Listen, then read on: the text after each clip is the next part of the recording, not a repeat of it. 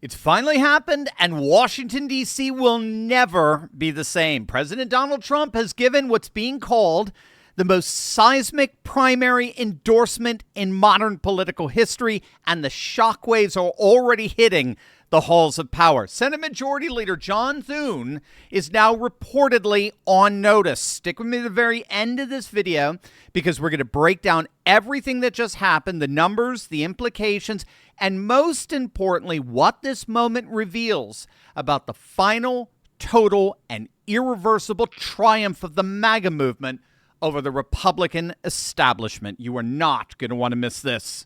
Hey gang, it's me, Dr. Steve, your patriot professor, enjoying yet another glorious day in the Trumpian golden age that you made possible back in November 2024. So if you want a front row seat on how you continue to change the nation and the world in ways you never even imagined, you know what to do. Make sure to smack that bell and subscribe button. All right, let's get started with just the sheer audacity of what just happened here. President Trump took to Truth Social and posted possibly the longest endorsement statement of his entire political career, and it dropped an absolute bombshell on the Texas Republican Senate race. He called Texas Attorney General Ken Paxton, and I'm quoting here, a true MAGA warrior, an America First patriot, and someone who's always been extremely loyal to me and our amazing MAGA movement. And he said, quote, Ken Paxton has my complete and total endorsement to be the next United States Senator from the great state of Texas. Ken Paxton will never, ever let you down. Now, listen to what Trump specifically cited as his reasons for his decision. It wasn't just personality. It wasn't just loyalty. He named two specific policy failures on the part of establishment Senate Republicans, of which John Cornyn is a part. The Save America Act, Trump's number one legislative priority, which would mandate proof of citizenship to vote, and which polls, by the way, at 87% support even among Democrats, and the Senate filibuster, which John Thune has repeatedly refused to nuke in order to push Trump's agenda through. In other words, Trump just endorsed against a sitting incumbent senator because Thune and the GOP establishment could not deliver on the most basic items of the MAGA agenda. Make no mistake, this endorsement was retribution against that. Paxton himself played it perfectly. Remember, he offered to drop out of the Senate primary some months back if Cornyn agreed to nuke the filibuster and pass the Save America Act. Now, Cornyn kind of limp-wristedly tried. I don't think he did his best, but he did finally flip on getting rid of the filibuster in order to pass the Save Act, but his fellow Rhino Republicans refused. And so in failing to pass either of those legislative priorities, Trump just absolutely gut-punched the Rhino establishment and endorsed an incumbent senator's primary challenger. And the betting markets captured the moment instantly. Before the endorsement, Ken Paxton was sitting at roughly about 48% odds on prediction markets. Within hours of Trump's Truth Social post, Paxton shot up to nearly 100%. Cornyn collapsed to single digits. That's not a campaign shift. That's total annihilation. One endorsement, one post, done. Senate Leader John Thune looked visibly shaken after hearing the news of the bombshell endorsement. The National Republican Senatorial Committee, the very machine Thune controls, poured millions of dollars into Cornyn's campaign to prop up one of their own establishment senators in a Republican primary. And reports are now coming in that Thune is, quote, actually the word is severely upset. He's very disappointed. He was apparently caught completely off guard by the endorsement. And in his response to reporters, I mean, you could hear the barely concealed rage as he had to admit that he literally had no control over the party, and he certainly had no control over President Trump. And make no mistake, Thune was visibly shaken because he now understands what every other establishment Republican is being forced to confront. He is on notice. He and they are on note. It's not just the Cornyn race. It's not just the Save America Act.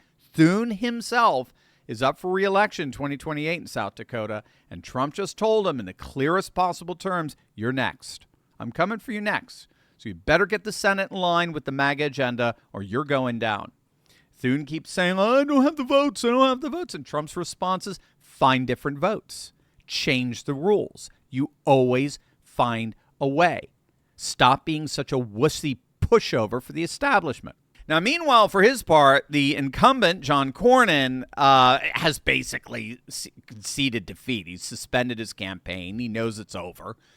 He's canceled all his campaign events, and it looks like he's resigned himself to taking his place with Tom Tillis and Bill Cassidy and all the other rhino establishment Republicans that are now on the ash heap of history. Now, unfortunately, we do have to address perhaps the most ridiculous absurdity that came out of Trump's endorsement of Ken Paxton, and that's this notion that the Democrat, the ultra-woke nut Tallarico, now actually has a chance to win, right? So the claim here is that Paxton is a weak candidate.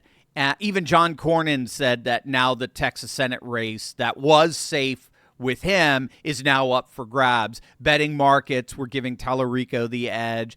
Let me just put this all to bed for you right now. By the way, this silliness, if you don't know, it's being spread by the Cornyn campaign, which he basically admitted. Surrogates for John Cornyn are now doing everything they possibly can to politically damage Ken Paxton. It's not going to work, but that's what establishment rhinos do. This is what the Karl Rove wing of the Republican Party, which was founded in Texas. Rove is from Texas. That's what this Karl Rove wing does.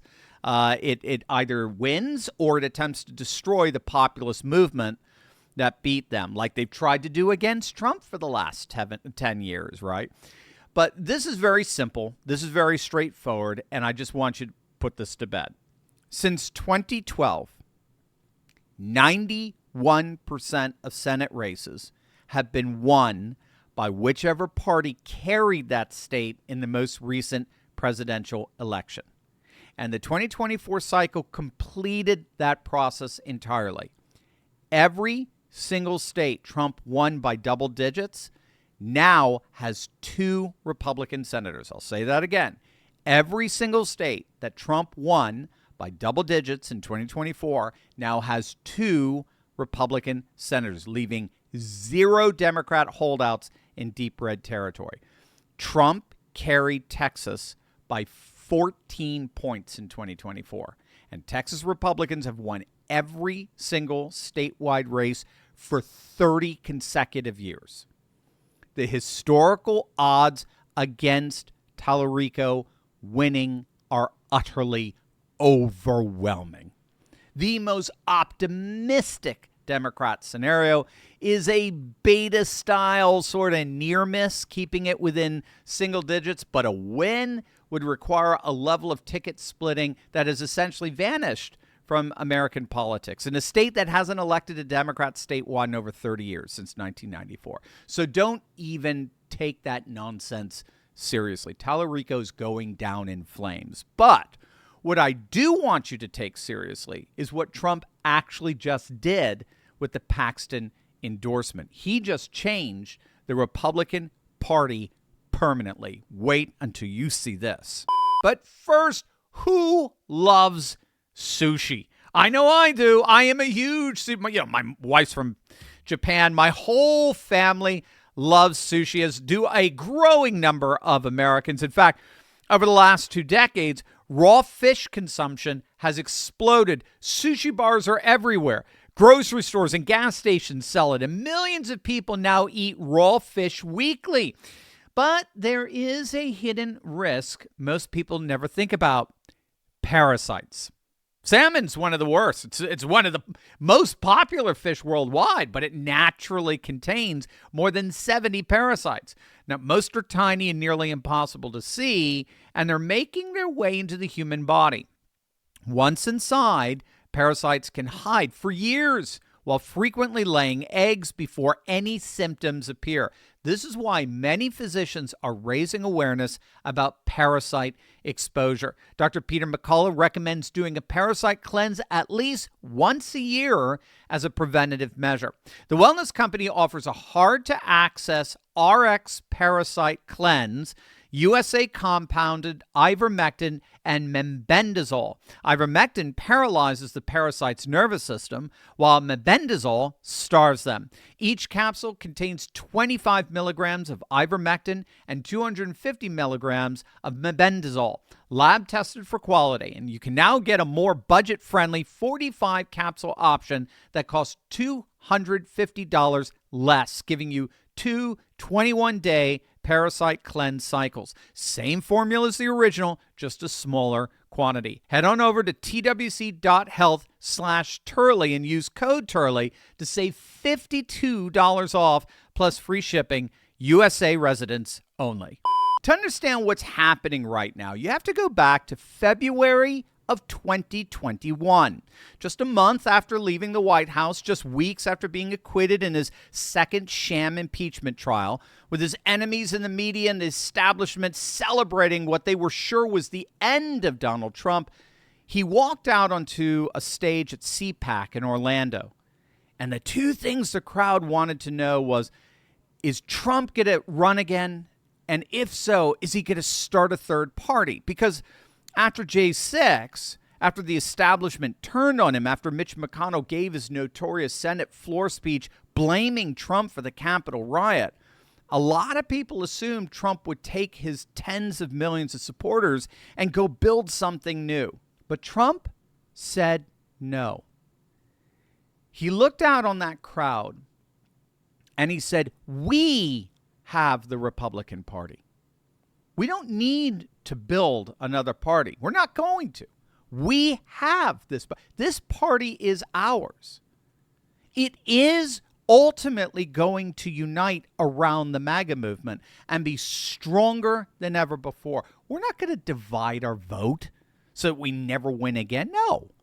We're going to have a full and complete takeover of the GOP." And in that moment, Trump made a choice.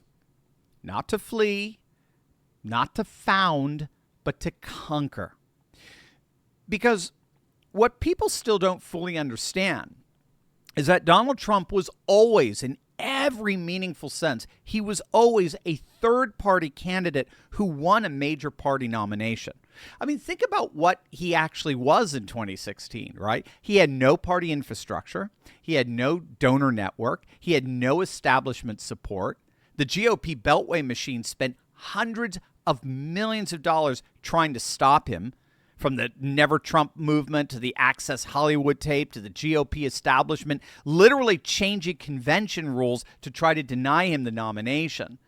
He was running against 16 opponents and the entire Republican Party apparatus simultaneously. And what happened? He won.